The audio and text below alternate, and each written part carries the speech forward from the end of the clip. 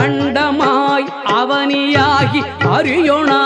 பொருளதாகி தொண்டர்கள் குருவுமாகி துகளறு தெய்வமாகி எண்திசை போற்ற நின்ற என்னருள்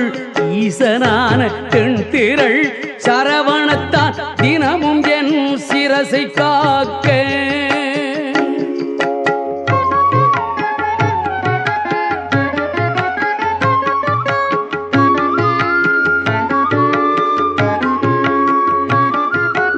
ஆதியாம் கையிலை செல்வன் அணிநத்தி தன்னை காக்க தாதவ